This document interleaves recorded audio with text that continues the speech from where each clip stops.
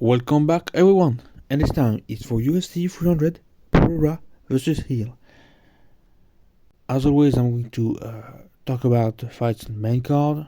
This time we've got 5 fights, that's because we've got a prelim card and an early prelim card. And overall, a lot of great fights, a lot of big fights with debuting fighters. We've got also fighters moving weight classes, but not talk about that.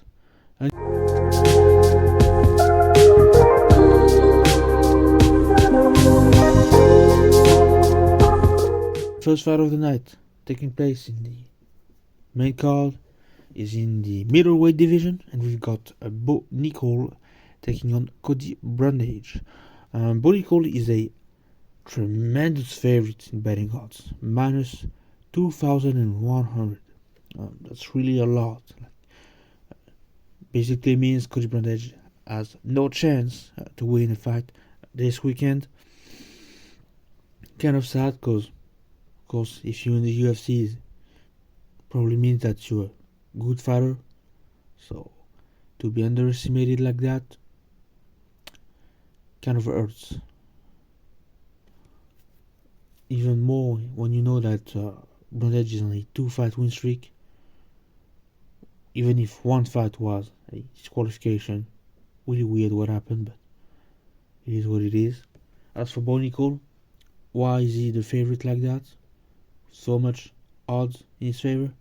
Well, simple. Undefeated, 5 fights, 5 wins, 5 finishes, and 5 first round finishes. So all his finishes are in the first round. All his fights finished in the first round, with him being the winner. So a prospect. I think he's coming from the Dana White Contender Series.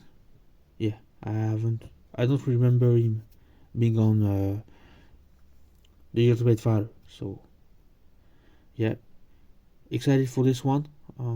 It's going to be another chance to Bo Nickal to express and to show that he's a future contender and even champion in the division.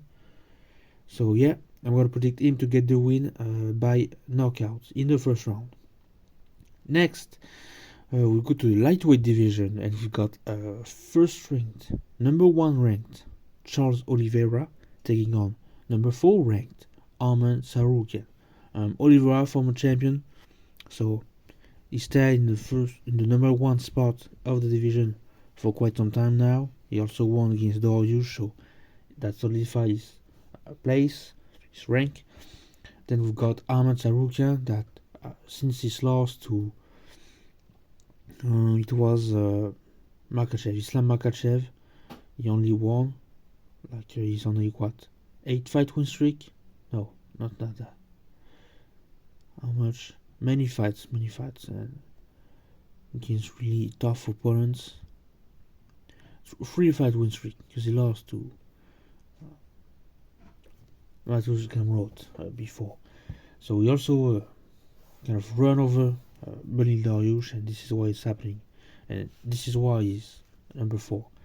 And some say Arman Tsarukyan is kind of the worst matchup for Charles Oliveira, BJJ style of fighting. Excited to see who's gonna win.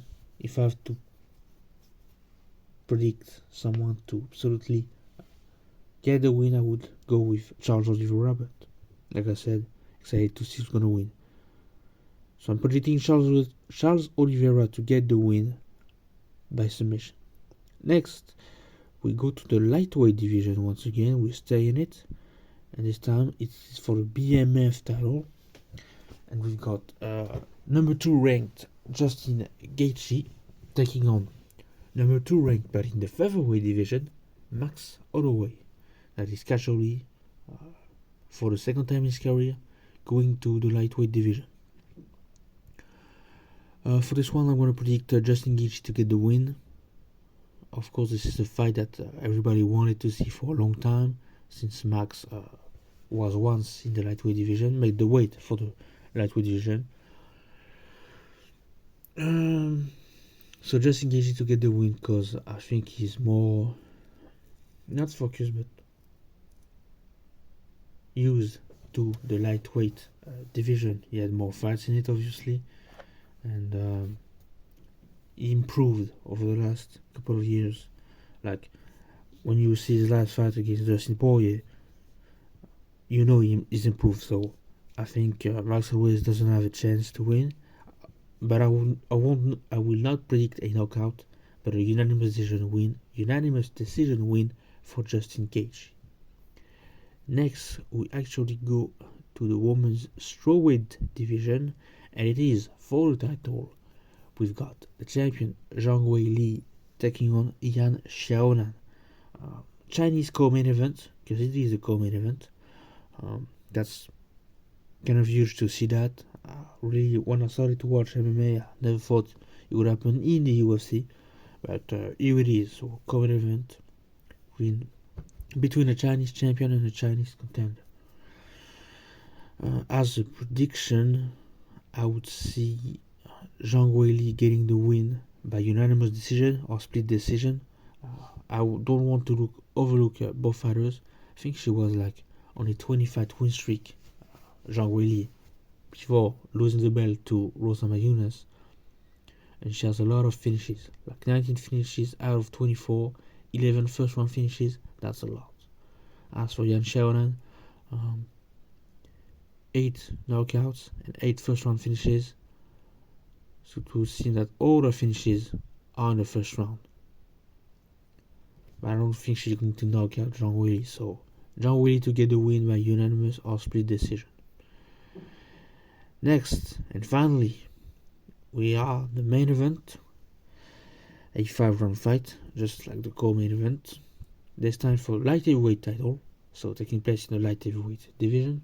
And we've got the champion Alex Pereira taking on the contender and former champion Jamal Hill. Jamal Hill never lost the belt. He was injured. This is a curse that happened in light heavyweight division.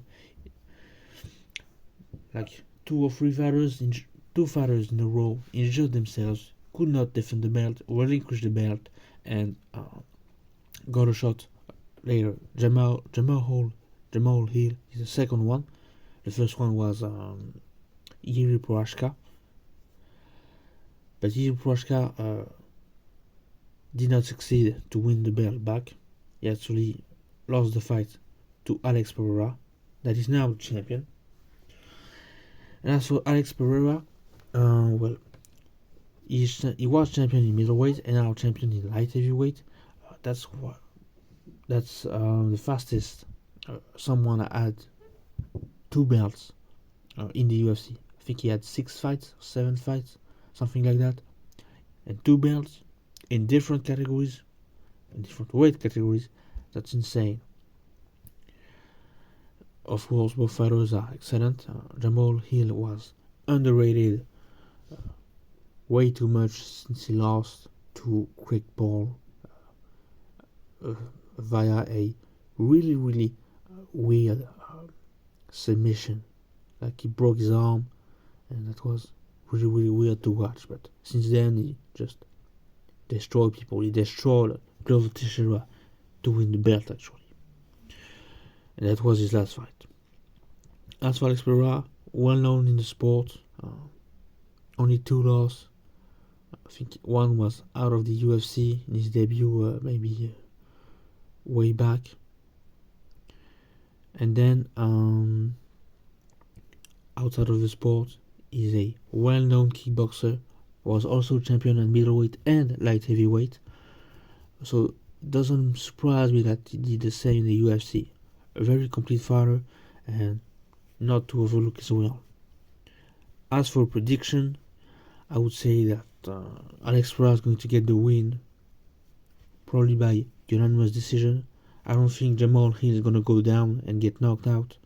That's really unlikely to happen. So yeah, Alex Pereira to get the win. But I really expect a big finish, whether it is in the main event or co-main event. I'm thinking that, or even the fight before the BMF title fight, I think it's going to be a 3-round fight, but I expect a 5-round fight. So in whatever of those 3 fights for a title, I expect a finish. Excitement, because UFC 300 for most of the time was depicted as unattractive and really boring and unsure. Like the main event was not convincing enough, etc., etc. Anyway, that were my predictions for UFC 300. I'll leave you there. Until next time.